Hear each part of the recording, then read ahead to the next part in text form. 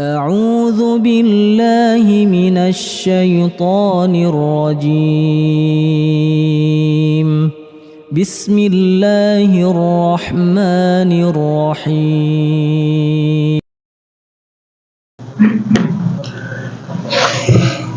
Bismillah.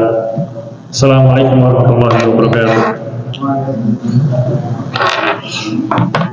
Innal hamdalillah nahmaduhu wa nasta'inuhu wa nastaghfiruhu wa natubu ilayh. Wa na'udzu billahi min shururi anfusina wa min sayyiati a'malina. Man yahdihillahu fala mudilla lahu wa man yudlil fala hadiya lahu. Asyhadu an la ilaha illallah wahdahu la syarika lahu wa asyhadu anna Muhammadan abduhu wa rasuluhu la nabiyya wa rasul ba'da.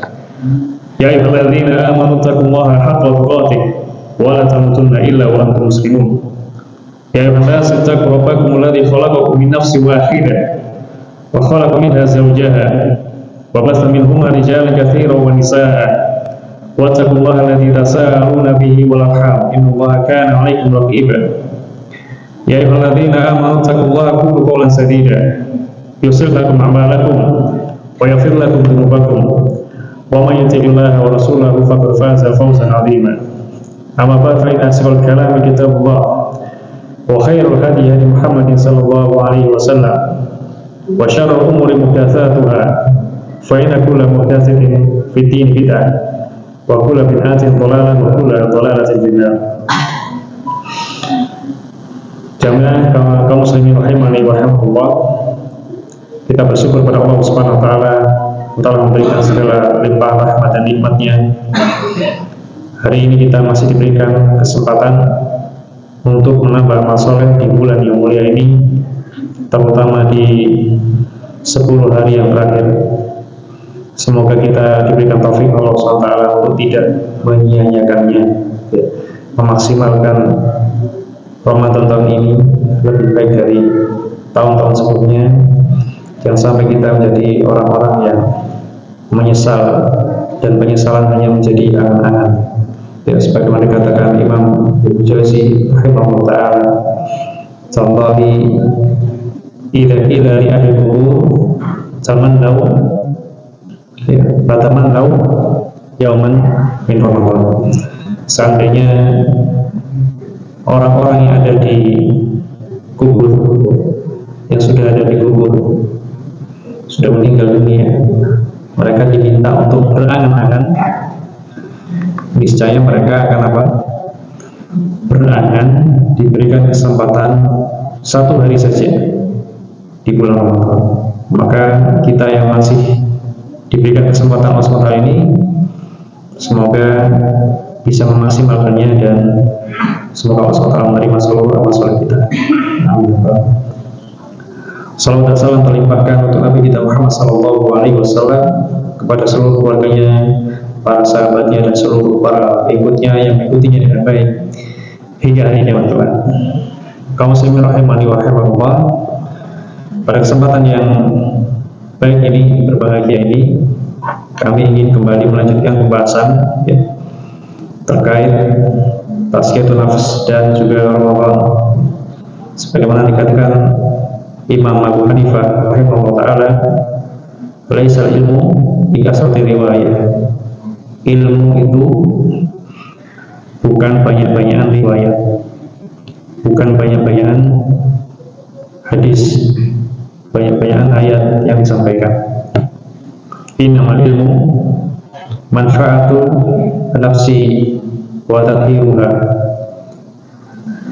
Ilmu itu yang penting adalah dampaknya bagi jiwa, dampaknya bagi jiwa, dan juga yang dapat menyucikan jiwa itu ketika kita menuntut ilmu. Jadi ilmu yang bermanfaat adalah yang bisa mensucikan jiwa kita. Ya, sampai-sampai dulu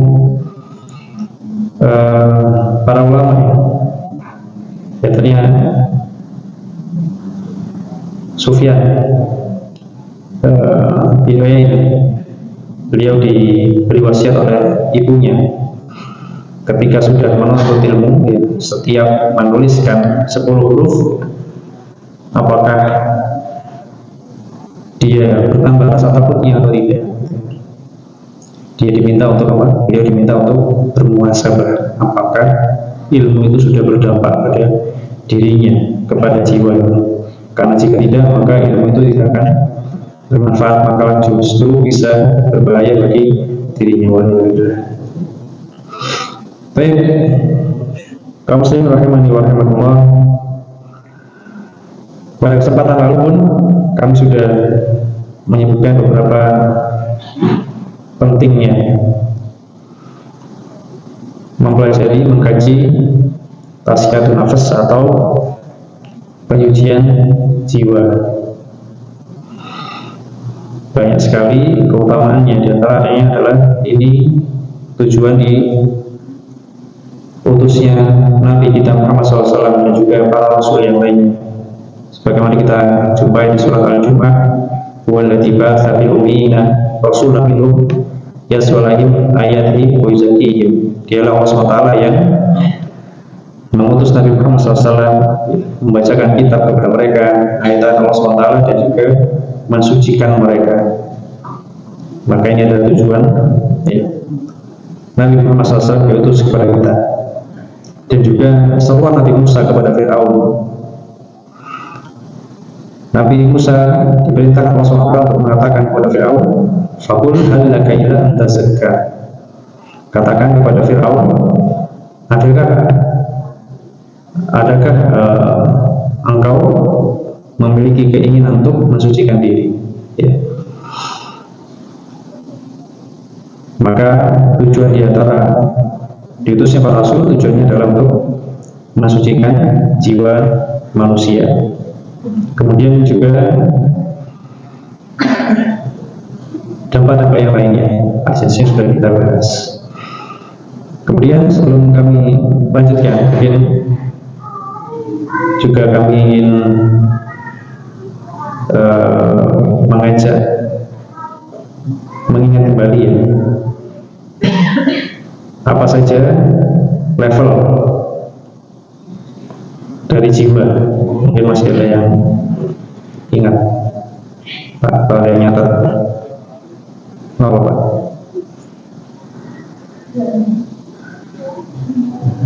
Level yang pertama an-nafsul amarah ya. Jiwa yang senantiasa mengajak kepada keburukan. Sebagaimana di surat Yusuf ayat 53, ya, Allah SWT berfirman, "Inna nafsa amaratu bisu illa ma rahima rabbi." Sesungguhnya jiwa itu kecenderungannya adalah apa? Ngajak buruk ya, ngajak yang tidak baik ya.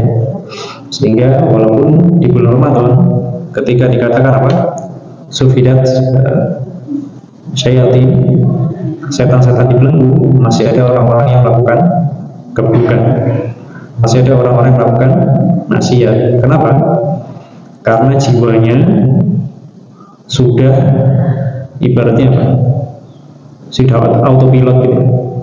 Selama di luar Ramadan senantiasa diajak setan itu nurut ya. Maka ketika Ramadan setannya tidak ada, tanpa setan pun sudah pintar gitu ya, sudah lihai melakukan maksiat waliyadzubillah ya. Karena dikatakan oleh Imam Ibnu Qayyim, hadani masdarani syurur, ada dua hal dasar sumber keburukan atau kejahatan ya. Yaitu apa? An-nafsu wa syaitan. Sumber yang dari dalam itu jiwa, terutama tadi an-nafsul amarah. Adapun yang mengajak keburukan dari luar adalah syaitan ya. Maka apabila jiwa itu tadi sudah senantiasa menuruti syaitan di luar Ramadan, ketika Ramadan walaupun setannya tidak ada, dia sudah lihai, tidak perlu ada setan lagi untuk mengajaknya. Kemudian level yang kedua adalah apa Pak?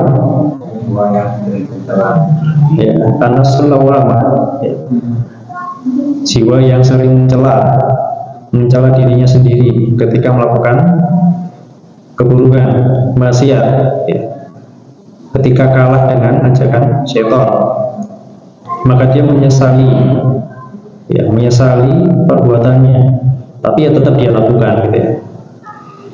Dia tetap melakukannya tapi menyesali perbuatannya. Sebagaimana di surat Al-Qiyamah, la uqsimu biyaumil qiyamah wa la uqsimu bin nafsil lawwamah.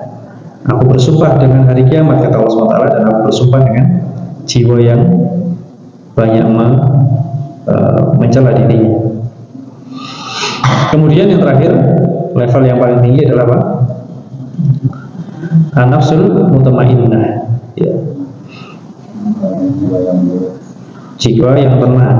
Apabila seorang bisa mengontrol, ya, mengalahkan jiwanya, maka akan menjadi jiwa yang tenang. Sebagaimana difirmankan Allah Subhanahu wa taala dalam surat Al-Fajr, ya ayyatuhan nafsul mutmainnah, irji'i ila rabbiki ila radiyatan mardiyah. Wahai jiwa yang tenang, kembalilah kepada Tuhanmu dengan ridho dan diridhoi. Ya. Bagaimana menaikkan level jiwa? Yang pertama apa? Ya.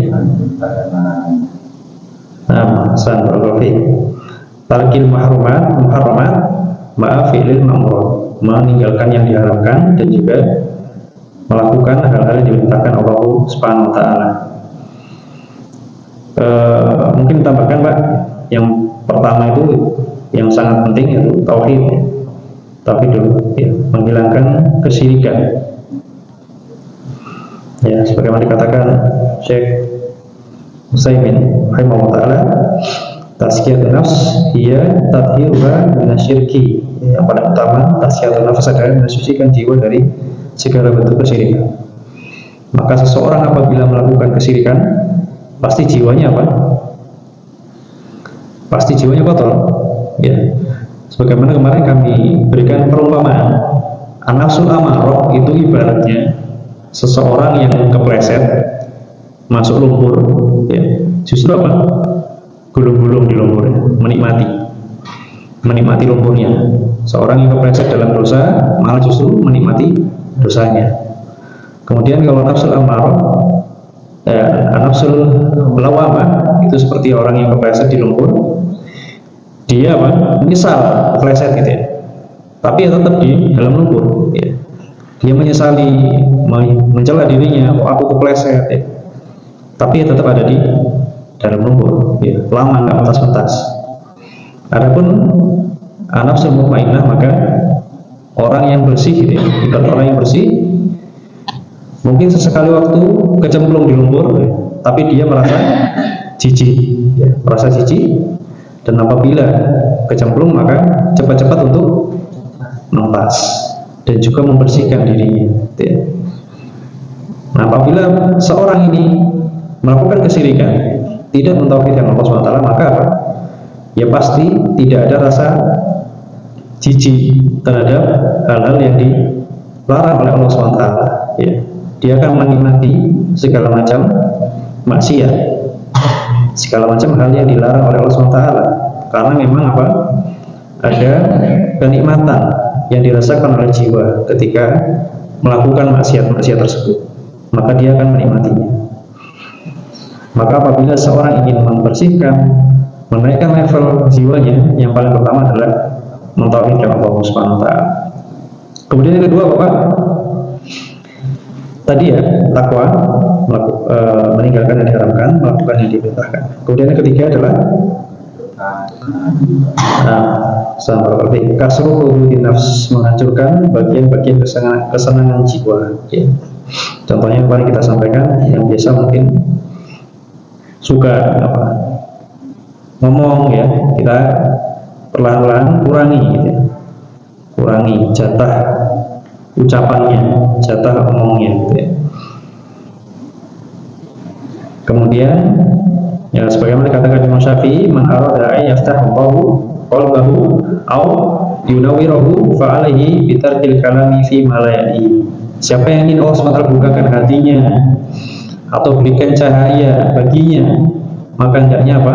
Meninggalkan perkataan yang tidak ada gunanya, dikurangi, ya. perkataan-perkataan yang tidak ada manfaatnya di dunia dan akhirat. Kemudian juga kemarin apa Pak contohnya? Makan ya. Boleh sekali waktu ketika ingin ini itu dibeli ya kuliner, tapi apa? Lebih diutamakan ya ada yang apa ya dimakan ya. Tidak perlu semua yang diinginkan jiwa ini dituruti gitu ya. Tidak perlu dituruti ya. Biasakan untuk tidak menuruti jiwa. Kemudian yang belum biasa sedekah karena jiwa itu sifat asalnya adalah bakhil, maka paksakan mengeluarkan harta. Bahkan sekali waktu paksakan mengeluarkan nominal yang apa? Yang berat. Kalau kita keluarkan itu terasa berat. Kalau ini masih ringan, ini masih biasa. Masih ringan, masih biasa. Kalau ini kok berat ya, nah, langsung dipaksa keluarkan. Ya. Mendidik jiwa, ya. Mengalahkan jiwa. Ya. Ketika berat justru dilakukan. Dan yang lainnya. Nah, kemudian kemarin kita bahas juga bahwasanya Ramadan, ya bulan Ramadan ini adalah hal yang paling bulan yang paling baik dalam mengaplikasikan tadi ya. Kasrul huduri nafs, menghilangkan atau merusak kesenangan jiwa ya. Karena kita di dalamnya berpuasa 1 bulan penuh, yang mungkin di bulan-bulan lain hanya 3 hari ya. Atau Senin Kamis atau yang maksimal puasa Daud, maka di bulan ini dipaksa 1 bulan penuh. Kemudian sholat malam ya. Sholat malam yang biasanya mungkin suratnya pendek-pendek jadi panjang-panjang. Membaca Al-Quran ya, dengan kuantitas yang lebih dari biasanya. Sedekah dan lainnya. Terutama apa? Ketika sudah masuk dalam 10 hari terakhir ya. Apa kata Nabi, kata Aisyah radhiyallahu anha tentang Nabi Muhammad SAW? Kala Nabi sallallahu alaihi wasallam, idza dakhala asyra syadda bizarahu wa ahya lahu wa aiqadha ahlahu. Nabi SAW ketika sudah 10 hari terakhir maka apa? Dikencangkan ikat pinggangnya, ya, tidak berkumpul dengan istrinya. Kemudian menghidupkan malamnya dan juga apa? Membangunkan keluarganya. Ya. Ini adalah ketika sudah terakhir ya, 10 hari terakhir lebih dimaksimalkan lagi, dikencangkan lagi terkait hal-hal yang tidak disenangi oleh jiwa tadi ya. Harapannya adalah ketika kita sudah keluar dari Ramadan ya, jiwa kita sudah naik ya, naik dari level yang sebelumnya. Kemudian kaum muslimin rahimani wa rahimakumullah ya. Sedikit tambahan untuk memotivasi kita ya. Beberapa hal dampak ya, dampak positif, dampak yang luar biasa daripada apabila kita berhasil mensucikan jiwa kita ya. Dikatakan oleh Syekh Ibrahim Rahili rahimahullah ta'ala, beliau menukil ucapan sahabat yang mulia Ibnu Abbas radhiyallahu anhu. Kata beliau, inna lil hasanati, sesungguhnya pada kebaikan jiwa itu ada 5 hal ya. Yang pertama, nuron fil qalbi, membuahkan cahaya dalam hati. Yang kedua, wadiyaan fil wajhi, kemudian bisa membuat wajah bersinar. Wa quwwatan fil badani, yang ketiga memberikan kekuatan pada badan ya. Wa sa'atan fil rizqi, kemudian melapangkan rezeki. Dan yang kelima adalah wa mahabbatan fi qulubil khalqi, rasa cinta di hatinya makhluk ya. Di hatinya makhluk, terutama orang-orang yang beriman. Allah SWT berfirman ya, kemudian beliau menukilkan firman Allah SWT, wal baladu thayyibu yakhruju nabatuhu bi idzni rabbih walladzi khabutha la yakhruju illa nakida. Allah SWT berfirman, tanah yang baik maka akan menumbuhkan tanaman-tanaman yang subur dengan izin Allah SWT. Adapun tanah yang buruk, maka yang tumbuh darinya hanyalah tanaman-tanaman yang buruk pula, ya, tanaman-tanaman yang merana. Maka tanah yang baik ini perumpamaannya adalah jiwa tadi, ya. Jiwa yang baik ibarat tanah yang baik, akan menumbuhkan kebaikan-kebaikan pada diri seorang muslim, seorang mukmin. Adapun jiwa yang buruk, akan sebaliknya, akan menumbuhkan keburukan-keburukan dalam diri seorang muslim. Maka yang pertama cahaya dalam hati, ya. Kita bahas yang pertama, cahaya dalam hati. Apa yang dimaksud cahaya dalam hati? Ada dua, ya. Ada beberapa. Yang pertama, Allah SWT akan mengilhamkan seseorang untuk memahami yang hak dan yang batil. Sebagaimana di surat Al-Anfal, ya ayyuhalladzina amanu in tattaqullaha yaj'al lakum furqana. Wahai orang-orang yang beriman, jika kalian bertakwa, Allah SWT akan memberikan kepadamu furqan, ya, memahami yang hak dan yang batil. Kalau wujud yang paling nyata, ya, yang bisa contoh yang paling nyata, ya pastinya adalah yang dialami oleh sahabat yang mulia siapa? Umar, ya. Umar sampai punya julukan apa? Al-Faruq, ya, yang bisa membedakan yang hak dan yang batil, ya. Menunjukkan betapa jiwa Umar ini memiliki jiwa yang bersih, sehingga memiliki cahaya dalam hatinya, sehingga memiliki furqan, bisa membedakan yang hak dan yang batil. Sampai-sampai Umar radhiyallahu anhu pernah tiga hal, ya, pernah berkesesuaian dengan firman Allah SWT. Jadi sebelum ayatnya turun, Umar bin Khattab sudah menyatakannya. Ya, contohnya ketika Umar radhiyallahu anhu mengatakan kepada Nabi SAW, seandainya makam Ibrahim itu dijadikan tempat sholat. Kemudian Allah SWT berfirman, ya, wattakhidhu min maqam Ibrahim musalla, di surat Al-Baqarah. Ya, setelah Umar mengangan-angan seperti itu, ternyata diturunkanlah ayatnya. Kemudian pula ketika Umar bin Khattab radhiyallahu anhu juga memberikan saran kepada Nabi Muhammad SAW supaya orang-orang kalau mau berbicara dengan istri-istri beliau berhijab, ya. Maka kemudian Allah SWT juga menurunkan ayat di surat Al-Ahzab, wa idza sa'altumuhun mata'an fas'aluhunna min wara'i hijab. Apabila kalian meminta sesuatu kepada mereka, istri-istri Nabi SAW, maka mintalah dari belakang hijab, tidak boleh hadap-hadapan, gitu ya.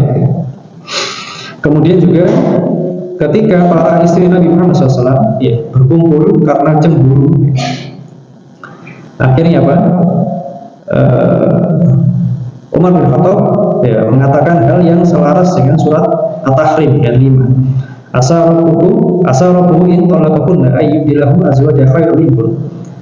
Ya, bisa jadi Allah SWT jika ia menceraikan kalian dan menggantinya dengan istri-istri yang lebih baik dari kalian. Di apa yang dikatakan Umar bin Khattab dibenarkan oleh Allah SWT dalam ayat-ayat Al-Quran. Ini menunjukkan cahaya yang ada di hati Umar, ya. Kemudian yang kedua, ya, yang pertama tadi kan cahaya dalam hati, itu yang pertama adalah memahami yang hak dan yang batil.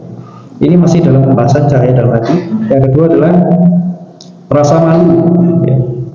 Seseorang memiliki rasa malu, ya.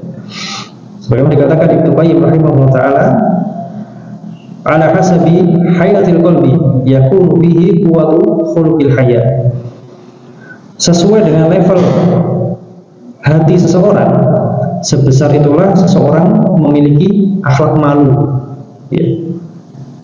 Seseorang memiliki akhlak malu. Contohnya adalah yang paling dikenal, ya, di kalangan ulama adalah tentang seorang tabi'in yang bernama Rabi bin Husain rahimahullah ta'ala. Beliau ini sangat dikenal pemalu. Saking malunya, para wanita itu mengira beliau buta. Saking malunya, para wanita itu mengira beliau apa? Buta. Ya, karena biasanya kalau laki-laki ya normal ada wanita itu paling enggak apa? Lirik dulu terus ada gitu. Dan pandangan pertama kan tidak apa? Tidak dosa ya. Ini Robi ini saking malunya, walaupun ada wanita apa itu enggak ada apa? Enggak ada ngelihat sama sekali, sampai dikira apa? Dikira buta. Jadi semua wanita di zaman beliau mengira Robi bin Husain ini buta karena saking malunya, dan malu ini tanda dari apa? Keimanan. Rasa malu tanda keimanan. Maka penting ya, ini juga selaras dengan firman Allah SWT tadi, bahwasanya tidak mudah-mudahan laki-laki dan perempuan itu apa? Berhadapan gitu ya. Meskipun menggunakan hijab, ya, meskipun menggunakan jilbab, ya, meskipun bahkan menggunakan cadar misalkan, tidak kemudian dengan mudah-mudahan berhadapan-hadapan. Ya. Kalau ngobrol dekat hadapan-hadapan, hendaknya apa? Memiliki rasa malu sehingga terjaga muruah di antara kaum muslimin. Kemudian yang ketiga adalah ketenangan jiwa dan merasakan lezatnya ibadah. Ya. Termasuk di antara cahaya dalam hati, merasakan ketenangan jiwa dan lezat dalam beribadah. Agak sedikit kami cepatkan ya. Kemudian yang selanjutnya adalah cahaya dalam hati membuahkan rasa benci terhadap maksiat, rasa benci kepada maksiat ya. Wa qaraha ilaikumul kufra wal fusuqa wal isyan, serta menjadikan kalian benci kepada kekufuran, kefasikan dan kedurhakaan ya. Maka ini juga bisa kita ambil pelajaran ya, hindarkan diri kita dari tempat-tempat yang menormalisasi maksiat Pak ya. Menganggap biasa maksiat ya, campur baur ya, terbuka aurat, di situ berkumpul semuanya. Jangan apa? Sering-sering di tempat seperti itu ya. Misalkan di mana? Di mall gitu ya.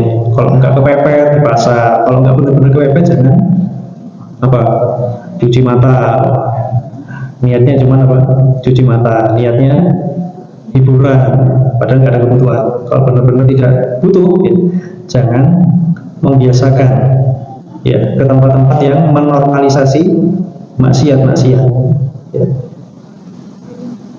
Dan juga kita sebagai orang tua jangan juga mensekolahkan anak kita ya ke tempat-tempat yang menormalisasi juga maksiat ya. Campur baur, ada wanita, ada yang tidak pakai hijab misalkan, masih ada musik-musik misalkan dan sebagainya. Sehingga apa nanti? Sehingga menjiwakan rasa normal ya. Tidak ada rasa benci dengan kekufuran, kebenci dengan kemaksiatan ya. Menganggap semuanya biasa. Ini berbahaya bagi jiwa seseorang. Kemudian selanjutnya adalah yang pertama tadi kan cahaya dalam hati. Yang kedua adalah wajah yang bercahaya. Wajah yang bercahaya, sebagaimana difirmankan Allah SWT dalam surat Al-Fat, simahum fi wujuhim min asari sujud. Tanda mereka tampak pada wajah mereka dari bekas sujud. Yang mana kata Ibnu Abbas radhiyallahu anhu, maksud dari bekas sujud itu apa? Nurun fi wujuhihim, cahaya pada wajah mereka. Maksud dari bekas sujud adalah cahaya dalam wajah mereka.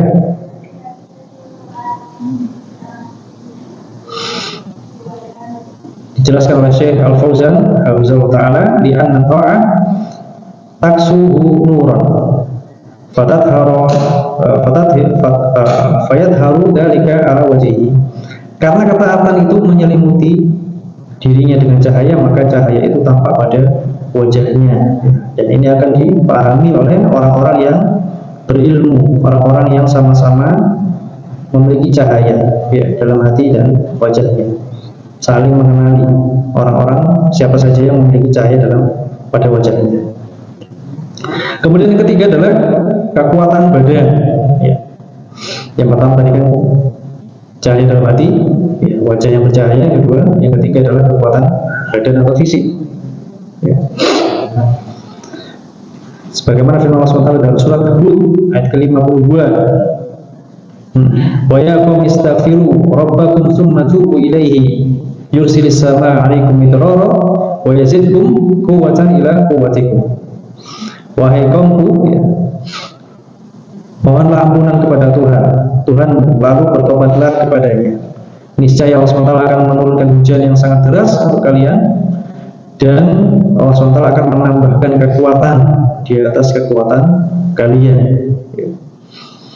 Ibnu Qayyim rahimahullah ta'ala mengatakan, wa minha uqubatud dzunub, di antara hukuman dosa innaha tuhinul badan, hukuman dosa di antaranya adalah melemahkan badan. Fa inna quwwatal mu'min tanba'isu min qalbihi, karena sesungguhnya kekuatan mukmin itu bersumber dari hatinya. Fakullama qawiya qalbuhu qawiya badanuhu, maka setiap kali hatinya kuat, ya, karena dijaga, maka fisiknya pun juga akan kuat. Wadanbu yudifu qalbuhu fa idza dhaufa qalbuhu dhaufa badanuhu. Dan adapun dosa, maka sebaliknya, dosa itu melemahkan hatinya. Jika hatinya lemah, fisiknya pun juga akan ikut lemah. Ya. Bukan berarti kita hakimi, ya, yang sakit-sakitan berarti banyak dosanya, ya, itu juga faktornya kan banyak, faktornya banyak. Tapi ya, seandainya seseorang menjaga kesucian jiwanya, maka insya Allah akan cenderungannya lebih sehat dari apabila tidak menjaga kesucian jiwanya, ya. Kecenderungannya akan lebih sehat, lebih kuat fisiknya. Kemudian yang keempat, kemudahan rezeki. Ya, ketika jiwa seorang bersih, baik, maka Allah SWT akan memudahkan rezekinya. Sebagaimana firman Allah SWT, wa may yattaqillah yaj'al lahu makhraja wa yarzuqhu min haitsu la yahtasib. Barang siapa yang takwa kepada Allah SWT akan bukakan jalan keluar baginya, dan dia akan memberikan rezeki dari arah yang tidak disangka-sangka. Dan juga selaras dengan sabda Nabi SAW, innal abda la yuhramu rizqahu bi dhanbi yusibu. Sesungguhnya seorang hamba itu akan terhalangi dari rezekinya karena dosa yang dia perbuat. Maka kaum muslimin rahimani wa rahimakumullah, apabila, ya, ini perlu kita perhatikan, apabila kita merasa seret, ya, rezeki, ya, maka yang pertama kali kita muhasabah bukan ikhtiarnya dulu, tapi apa?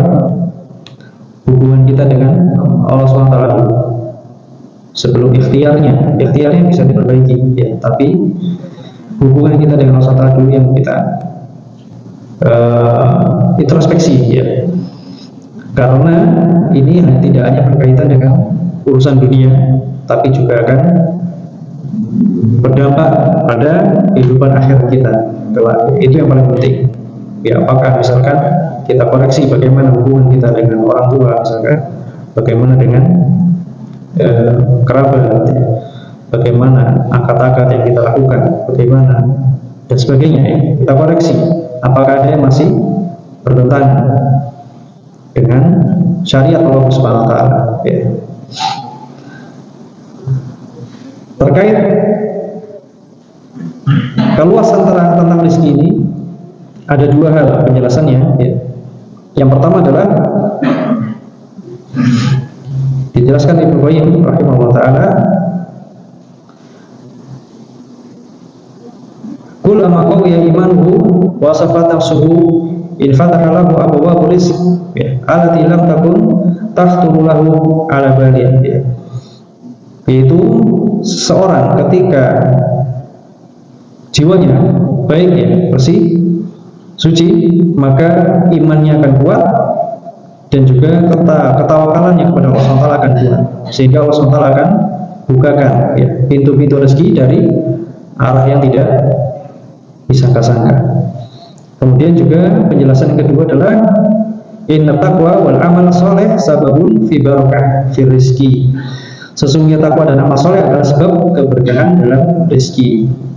Wa inna dzunuba mumhikatun lil barakati fal muslim idza tahara nafsahu barakallahu lahu fi qalilihi fa kana katsiran binafihi. Ya. Ketika seseorang bertakwa, beramal soleh, ya, maka menyebabkan rezekinya berkah. Rezekinya berkah. Ketika seorang muslim membersihkan jiwanya, Allah SWT akan memberkahi hartanya meskipun sedikit, ya. Meskipun sedikit. Kalau yang pertama tadi kan apa? Akan dibukakan pintu dari arah yang tidak disangka. Yang kedua adalah diberikan keberkahan. Meskipun kelihatannya sedikit, tapi apa? Cukup gitu. Cukup untuk kebutuhan hidupnya. Diberikan keberkahan, ziyadatul khair. Ya, diberikan kecukupan. Kemudian terakhir, yang kelima, manfaatnya adalah dari tazkiyatun nafs, rasa cinta di hati makhluk, ya. Rasa cinta di hati makhluk, sebagaimana firman Allah SWT dalam surat Maryam, innal ladzina amanu wa 'amilus shalihati sayaj'alu lahum ar-rahmanu wudda. Sesungguhnya orang yang beriman dan mengerjakan kebaikan, amal soleh, kelak Allah SWT yang Maha Rahman akan menanamkan rasa sayang di hati orang yang beriman untuk mereka. Allah SWT akan menanamkan rasa kasih sayang di dalam hati orang-orang yang beriman untuk mereka, orang-orang yang beriman dan beramal soleh. Sebagaimana firman Allah SWT, sebagaimana Nabi Muhammad SAW juga pernah bersabda, idza habballahu al-'abda nada Jibril. Jika seorang mencintai seorang hamba, maka Allah SWT akan memanggil Jibril. Ya. Inna Allaha yuhibbu fulana fa'hibbahu. Sesungguhnya Allah mencintai fulan, maka cintailah dia. Ya. Allah SWT memerintahkan Jibril untuk mencintai orang tersebut. Fa'yuhibbuhu Jibril, maka Jibril pun mencintai. Fa'inadi Jibrilu fi ahli sama, inna Allaha yuhibbu fulana fa'hibbuhu. Kemudian Jibril pun memanggil penduduk langit semuanya, para malaikat, dan mengatakan kepada mereka, sesungguhnya Allah SWT mencintai fulan, maka cintai juga dia. Ya. Jibril memerintahkan kepada para malaikat untuk juga mencintai orang tersebut. Fayuhibbu ahlus sama, maka para penduduk langit pun mencintai orang tersebut. Summa yudau lahu al-qabulu fil ardi, maka kemudian diberikanlah rasa sayang pula, ya, bagi orang ini pada penduduk. Ya, ketika penduduk langit Allah SWT mencintainya, Jibril mencintainya, ya, penduduk langit mencintainya, kemudian Allah SWT mengilhamkan kepada penduduk bumi juga untuk mencintainya. Ya. Tentunya ini adalah orang-orang yang sama-sama beriman dan bertakwa kepada Allah SWT. Adapun orang-orang yang fasik, ya pasti akan justru membencinya, ya. Membenci orang-orang yang beriman dan beramal soleh.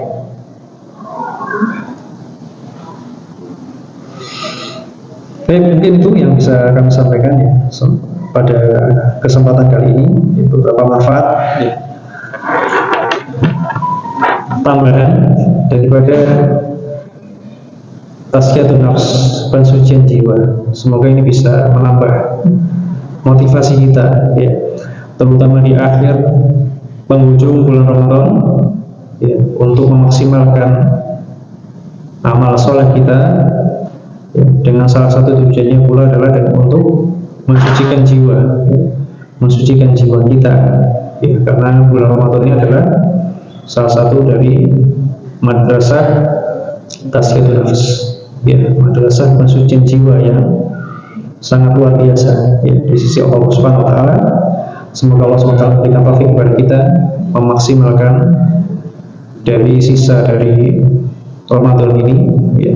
Semoga Allah SWT memberikan taufik kepada kita untuk bisa mensucikan jiwa kita, menaikkan level jiwa kita, sehingga kelak kita dipanggil Allah SWT, dikumpulkan dengan jiwa-jiwa orang-orang yang bertakwa kepadanya dan dikumpulkan ke dalam surga. Amin. Wassallallahu ala nabiyyina Muhammadin wa ala alihi wa sahbihi ajma'in walhamdulillahi rabbil alamin. Subhanallahumma wa bihamdika asyhadu an la ilaha illa anta astaghfiruka wa atubu ilaik. Assalamualaikum warahmatullahi wabarakatuh.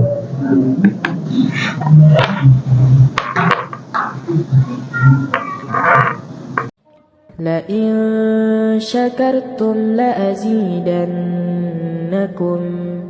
ولئن كفرتم إن عذابي لشديد